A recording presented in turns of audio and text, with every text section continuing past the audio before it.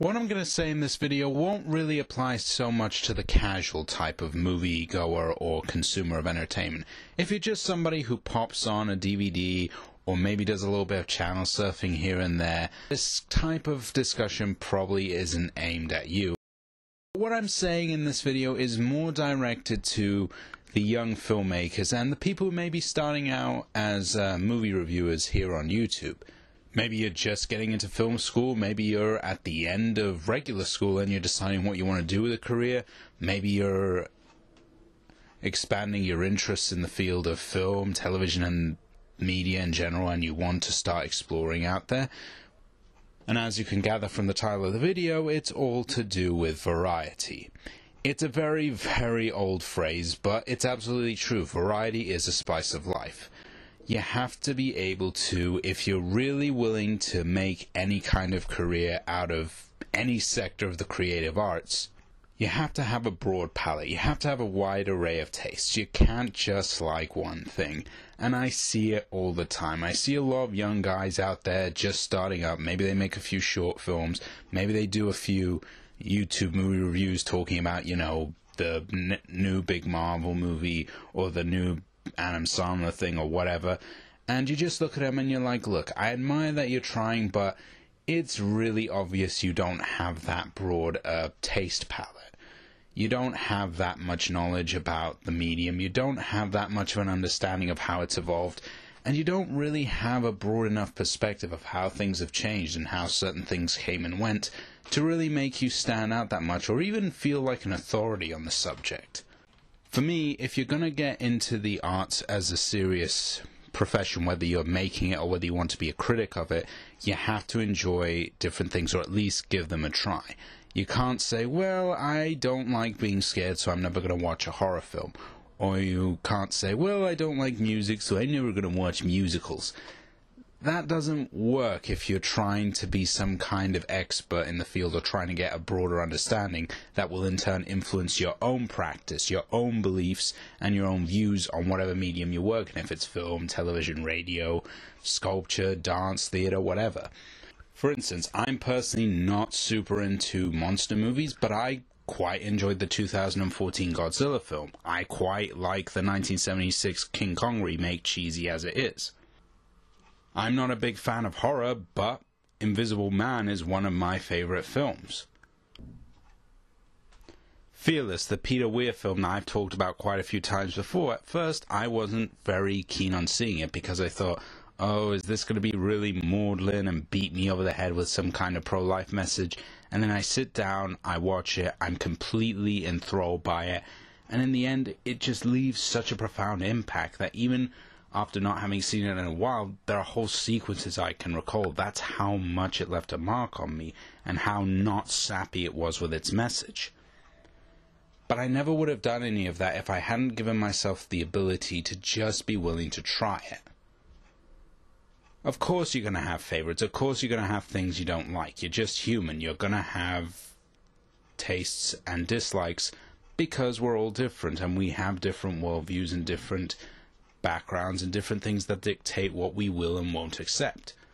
For the longest time, I was out of being into anime because I just kind of mentally saw it as this stereotype of, you know, pretty girls with big guns and a huge melones. And I didn't realize that I missed out on a lot of genuinely great stuff. The Studio Ghibli films, Akira, Paprika, Steins Gate. There's a lot of really great stuff in there that if you're willing to dig past the stereotypes and the really obnoxious stuff that just gets excessively noticed, there's some real gems out there. There are some real gems in just about every style and genre of filmmaking out there. Yes, you can get the really silly, over-the-top musicals, but there's some genuinely brilliant stuff in there. There's some stuff that really is very moving and is actually touching. Yes, you can get plenty of horror films that are jump scares and nothing but idiotic characters running into slashes, but there are also some really smart cerebral ones that play on very primal fears and they leave an impact on you. And yes, a lot of animation is aimed at children, but there's plenty of really smart stuff out there, and even the stuff that is aimed at kids can have surprising amounts of thought and endearment put into it. Just by virtue of being aimed at a certain demographic doesn't mean that a film automatically cuts off anyone else who might be interested. And it's important to really embrace different styles and different types of films, or television, or what have you, because that in turn will influence how you do things, whether you're a reviewer or a filmmaker, be it director, writer, actor, producer, whatever.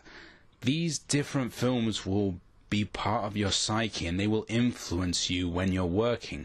I'm not saying that you're going to rip them off or anything, but like so much else in life, we're influenced by the environment and the experiences we have.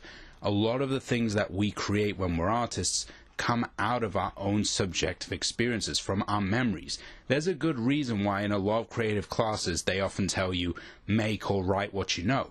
Because that's where it comes from, because that's where it often finds the best material and where it often feels the most sincere. And so even if, say, you're making a drama, you might have somewhere in the back of your mind a little scene or a little segment from, say, a comic book movie or a musical or an animated film or a horror film, and then you go, wait, if I make this shot like this, or if I ask the lighting technicians to place the pamper lights here, or if I ask the sound guy to record from here, then I can create a particular effect, because that film showed me that it can work, and this situation could benefit greatly from being enhanced by that type of technique. This may not necessarily be in my regular wheelhouse, but it's important that I look at this and absorb it and understand it, because then that could inform me later if I have to write something similar. Because if you want a career in the arts, you can't always do what you want. Sometimes you have to do stuff as paid gigs or for hire. So it's important to have that versatility on hand. And when you become a reviewer, of course, versatility is vital. You can't hold films to just one singular standard, because every film is trying to do something different. You can't say, well, it's not like, X film. It's not Willy Wonka or Citizen Kane or Apocalypse Now, therefore it sucks. No, that's not the right way to do it, because you're not letting the film stand on its own legs. You're not letting the film say what it has to and judging it on its own merits. And in order to do that, you have to experience a wide breadth of different types of stories in order to fully appreciate what, say, one film might do and why it may or may not work, compared to, say, another film that did a similar subject but tackled it in a far more effective manner, and understanding why one worked, one didn't. That kind of thing can really enhance your knowledge and your understanding of the medium, even if you're not actively making movies. And it's an important skill that I feel does sometimes get lost in the plethora of young film reviewers out there on YouTube, and indeed across the internet. I'm glad you guys are enthusiastic and you really want to get into it, and I'm glad that you care so much about it, but you need to have a broad diet. You can't just say, well, it's in black and white, so I won't watch it, or, well, it doesn't have CG, so I won't watch it, or, well, it doesn't have action, so I won't watch it. You can't think like that. If you're serious about getting into this, either as a practitioner or as a reviewer, you have to be willing to try it. Even if you don't like it, at least you did it once. And by that same token, don't just stay stuck in one medium, expand beyond it. Even if you want to be a filmmaker, watch TV, read books, maybe listen to music or listen to audio plays. Get a broader sense of how different things work out there, because sometimes, in some ways, it might end up being more helpful and give you a broader palette of skills that you can potentially apply when you're out there looking for work. Same thing goes for the critic. Sometimes understanding why, say, a story may work in a film, but then completely fail when that same type of story is put on television and vice versa, can be a great critical learning tool. The mark of a bad artist, really, aside from, say, being boring or being trite, is conventional and not willing to expand themselves, not willing to grow beyond themselves. Of course, have a favorite style or a favorite genre, but don't limit yourself. Expand, explore. Be willing to try different things. Don't be so quick to say no just because something doesn't look immediately appealing. Sometimes it's those things that can be the most endearing to us. Never judge a book by its cover, as they say.